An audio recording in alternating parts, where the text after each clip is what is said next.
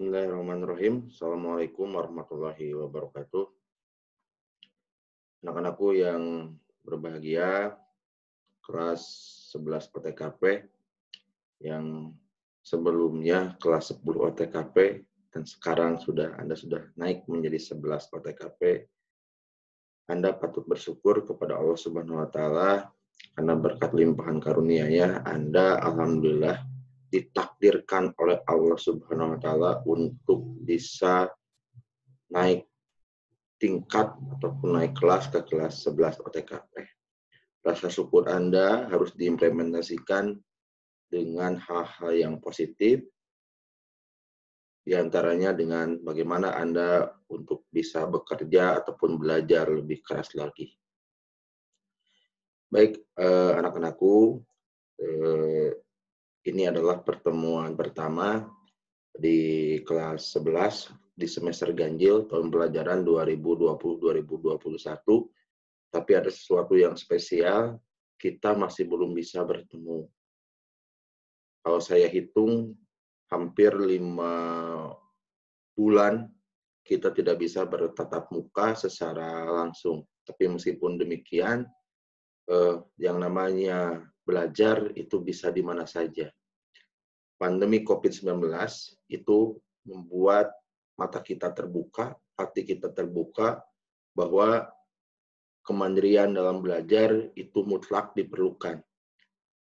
Ketergantungan terhadap guru saat ini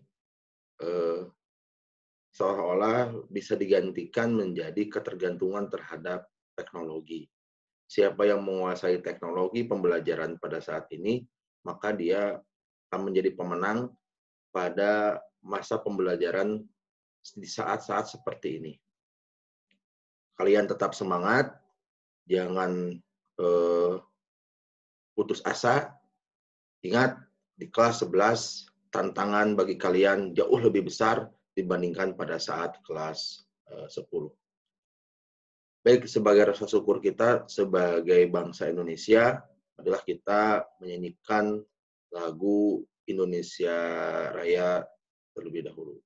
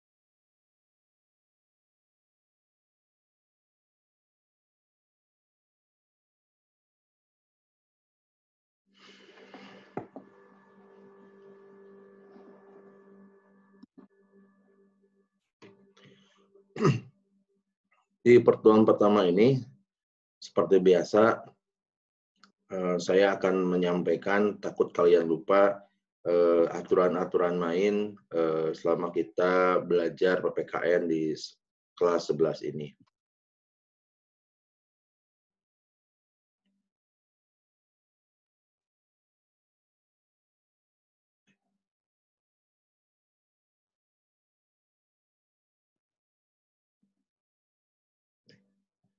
Yang pertama, yang perlu kalian pahami bagaimana sifat pembelajaran kita itu berpusat pada siswa. Artinya yang menjadi sumber guru ataupun saya bukan satu-satunya sebagai sumber informasi, tetapi kalianlah yang menjadi sumber informasi, apalagi di situasi saat ini.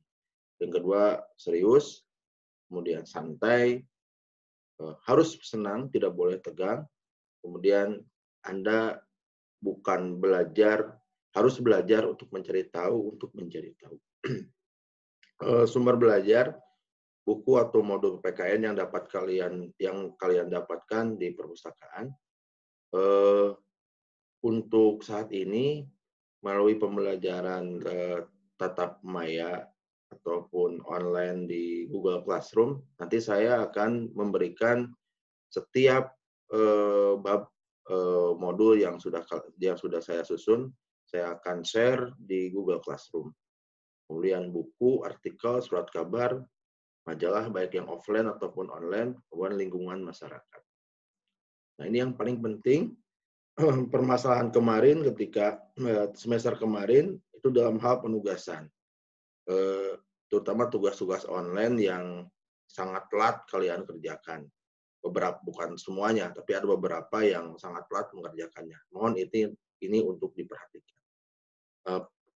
Penugasan secara offline dan online, nanti penugasannya lewat Google Classroom, ulangan harian kemungkinan semester ini secara online, ulangan tengah semester, ulangan akhir semester, ada proyek kewarganegaraan, kehadiran. Ini kehadiran, jangan lupa setiap sesi pertemuan kita, kalian mengisi daftar hadir yang linknya nanti saya sampaikan di Google Classroom. Kemudian keaktifan, kemudian sikap. Ini materi-materi yang akan kita pelajari di kelas 11. Yang pertama tentang bagaimana kasus-kasus pelanggaran HAM dalam perspektif Pancasila. Di materi ini kalian akan diajak untuk menganalisis suatu kasus pelanggaran HAM dikaitkan dengan sila-sila Pancasila.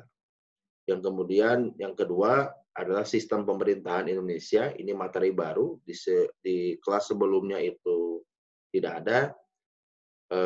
Kita akan belajar bagaimana bangunan pemerintahan di Indonesia. Kita akan bandingkan juga dengan sistem pemerintahan di negara-negara lain. Ini yang menarik tentang dinamika demokrasi di Indonesia. Kita di sini kalian akan diajak untuk menganalisis bagaimana periodisasi demokrasi di negara kita. Bagaimana kelebihan, kekurangannya setiap periode pemerintahan dalam pelaksanaan demokrasi di Indonesia. Yang berikutnya adalah sistem hukum dan peradilan di Indonesia. Kita akan mempelajari di sini bagaimana karakteristik hukum yang berlaku di negara kita, serta bagaimana proses peradilan dan sistemnya seperti apa yang ada di Indonesia. Nah, ini yang materi yang kelima yang sangat menarik. Ini tidak dipelajari oleh siswa SMA, ini khusus ada di SMK. Tentang bagaimana sistem perlindungan tenaga kerja di Indonesia. Materi ini sangat penting, ini sebagai bekal untuk Anda, karena Anda di semester 4 nanti akan melaksanakan kegiatan PKL. Nah, Anda harus paham betul bagaimana sistem perlindungan tenaga kerja, karena nanti Anda ketika PKL, meskipun Anda sifatnya magang, Anda statusnya sebagai siswa yang berperan sebagai tenaga kerja. Tentu saja harus tahu hak dan kewajibannya. Nah, kelima materi ini, insya Allah mudah-mudahan bisa tuntas di semester ini. Tentu saja harus kerjasama antara saya dengan Anda. Kalau Anda selalu mengandalkan pada guru, 5 materi ini sangat berat untuk tuntas.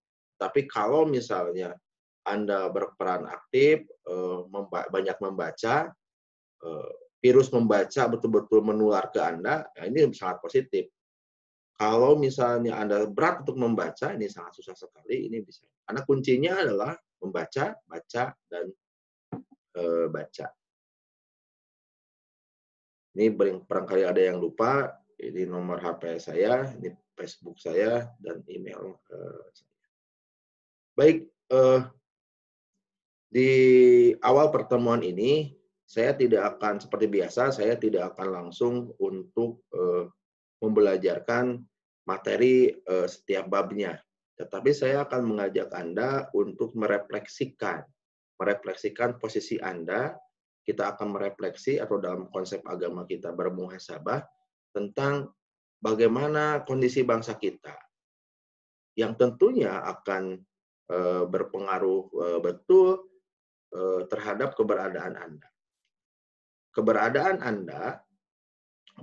kalian itu sangat berpengaruh kepada kondisi bangsa saat nanti. Nah, seperti yang saya sampaikan, bahwa Indonesia akan mengalami bonus demografi. Nah, salah satu pelakunya adalah kita. Saya termasuk di dalamnya, dan Anda pun termasuk di dalamnya. Bonus demografi ini bisa berbuah positif, bisa mendongkrak kemajuan negara kita ketika usia-usia produktifnya seperti kita itu betul-betul produktif, kreatif, dan inovatif. Tetapi ini akan menjadi bumerang kepada bangsa kita ketika usia produktifnya itu tidak produktif, bahkan menjadi persoalan-persoalan baru.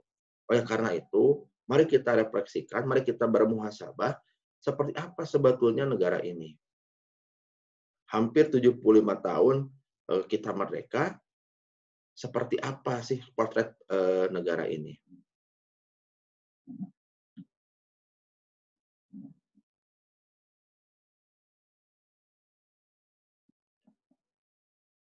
Nih, maaf sebentar.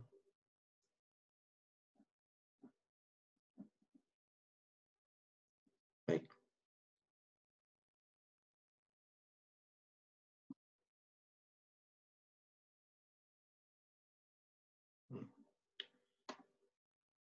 Refleksi dan tindakan. Nah, yang pertama, ini patut kita analisis, kemudian patut kita renungi. Perbedaan antara negara berkembang, atau disebut juga negara miskin, dan negara maju, atau negara kaya, tidak tergantung pada umur negara itu. Apa buktinya? India, contohnya negara India dan Mesir, yang umurnya lebih dari 2000 tahun, tetapi mereka tetap terbelakang. Di sisi lain, Singapura, Kanada, Australia, dan New Zealand, negara yang umurnya kurang dari 150 tahun dalam membangun, saat ini mereka adalah bagian dari negara maju di dunia, dan penduduknya tidak lagi miskin. Jadi, umur negara tidak menentukan kemajuan sebuah negara. Indikator yang berikutnya, ketersediaan sumber daya alam dari suatu negara juga tidak menjamin negara itu menjadi kaya atau miskin.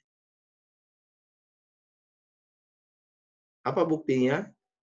Jepang mempunyai area yang sangat terbatas. Daratannya 80% berupa pegunungan dan tidak cukup untuk meningkatkan pertanian dan peternakan. Nah, tetapi saat ini, Jepang menjadi raksasa ekonomi nomor 2 di dunia. Jepang laksana suatu negara industri terapung yang besar sekali mengimpor bahan baku dari semua negara di dunia dan mengekspor barang jadi. Contohnya, dari Indonesia, Jepang membeli pasir besi. Tetapi kemudian dia mengirim kembali pasir besi itu dalam wujud kendaraan bermotor ke Indonesia dengan harga yang sangat mahal. Dia membeli bahannya sangat murah, kemudian menjual hasil produknya dengan harga yang mahal. Kemudian kita lihat Swiss. Swiss tidak mempunyai perkebunan coklat, tetapi Swiss sebagai negara pembuat coklat terbaik di dunia. Negara Swiss sangat kecil, hanya 11% daratannya yang bisa ditanam. Swiss juga mengolah susu dengan kualitas terbaik. Nestle adalah salah satu perusahaan makanan terbesar di dunia. Swiss juga tidak mempunyai cukup reputasi dalam keamanan, integritas, dan ketertiban. Tetapi saat ini bank-bank di Swiss menjadi bank yang sangat disukai dunia. Orang begitu aman menyimpan uang di bank yang ada di Swiss.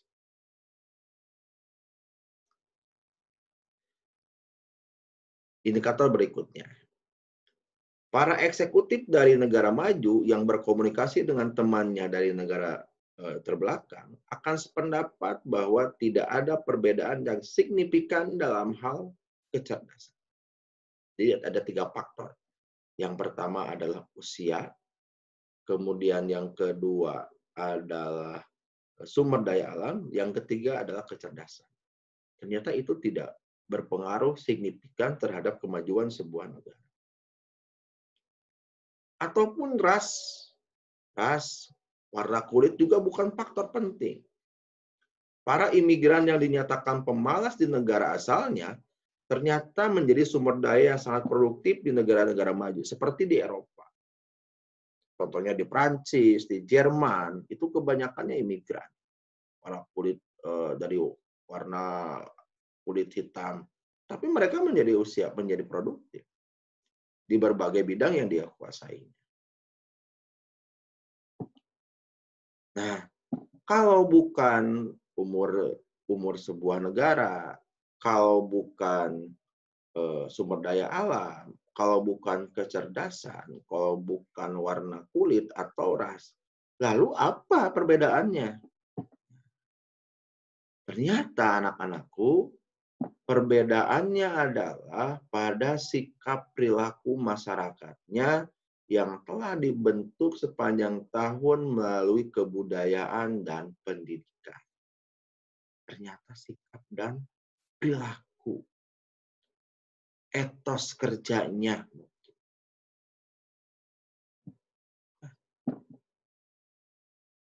Nah, seperti apa perilakunya itu? Nah, ternyata masyarakat di negara maju, mayoritas penduduknya sehari-harinya mematuhi prinsip-prinsip dasar kehidupan. Nah, apa saja? Yang pertama, etika sebagai prinsip dasar dalam kehidupan sehari-hari. Ini etika. Coba kita renungi. Sudah hebatkah etika kita? Sudah baguskah etika kita dalam berkomunikasi misalnya? Kita itu luar biasa. Permasalahan etika di negara kita luar biasa. Menjadi titik perhatian.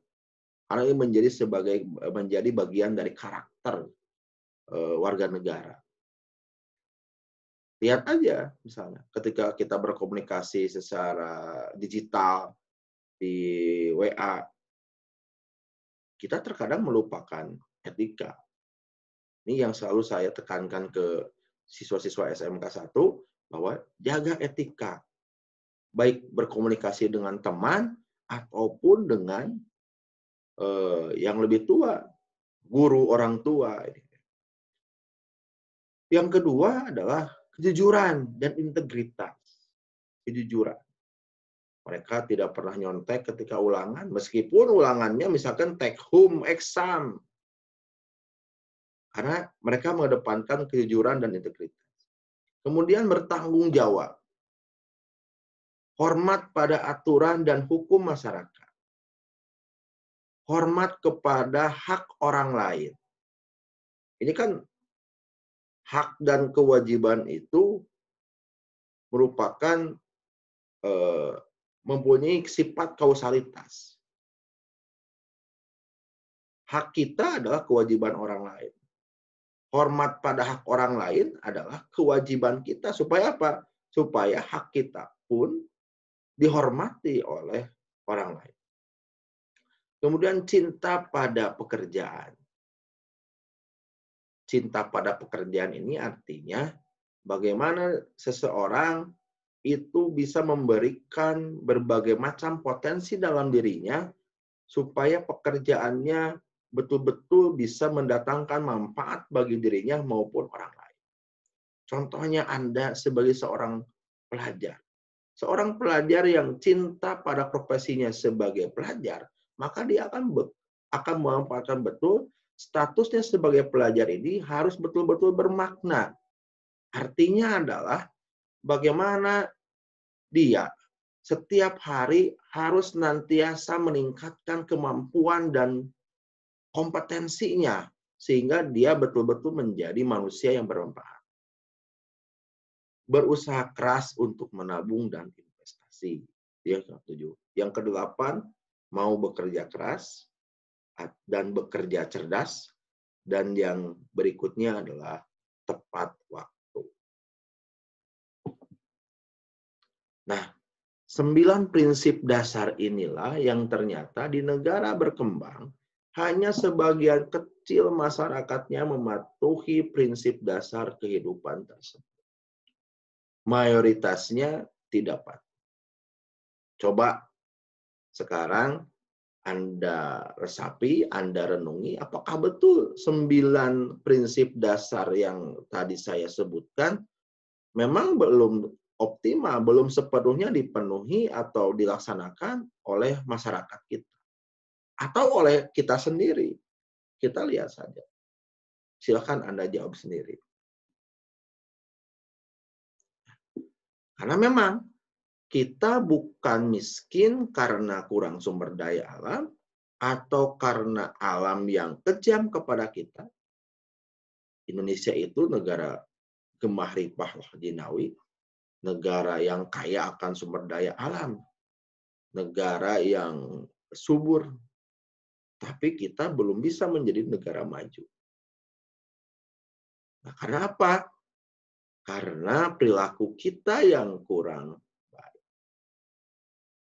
Kita kekurangan kemauan untuk mematuhi dan mengajarkan prinsip dasar kehidupan yang akan memungkinkan masyarakat kita pantas membangun masyarakat, ekonomi, dan negara.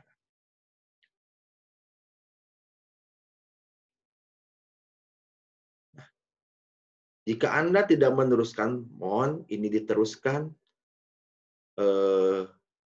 ini dilaksanakan, supaya 9 prinsip dasar ini betul-betul maksimal, betul-betul optimal bisa dilaksanakan. Anak-anakku, sengaja saya men-share ataupun menayangkan slide ini karena apa? Karena Anda itu sudah masuk ke masa dewasa. Yang artinya tanggung jawab, hak dan kewajiban itu sama dengan warga negara lain. Apalagi kalau secara agama Anda sudah akil balik, artinya semua amal perbuatan Anda itu menjadi tanggung jawab Anda sendiri. Nah, oleh karena itu, di kesempatan yang berbahagia ini, sebelum kita menginjak ke materi di pertemuan minggu yang akan datang, selama 1 minggu ini coba Anda amati, Anda bermuhasabah, Anda berintrospeksi diri. Sebagai siswa kelas 11 OTKP, apakah Anda sudah betul-betul melaksanakan prinsip-prinsip dasar kehidupan yang disebutkan tadi? Ke-9 prinsip dasar ini, apabila kita penuhi, apabila kita laksanakan, saya yakin Anda akan menjadi siswa yang paripurna. Artinya siswa yang betul-betul kompeten.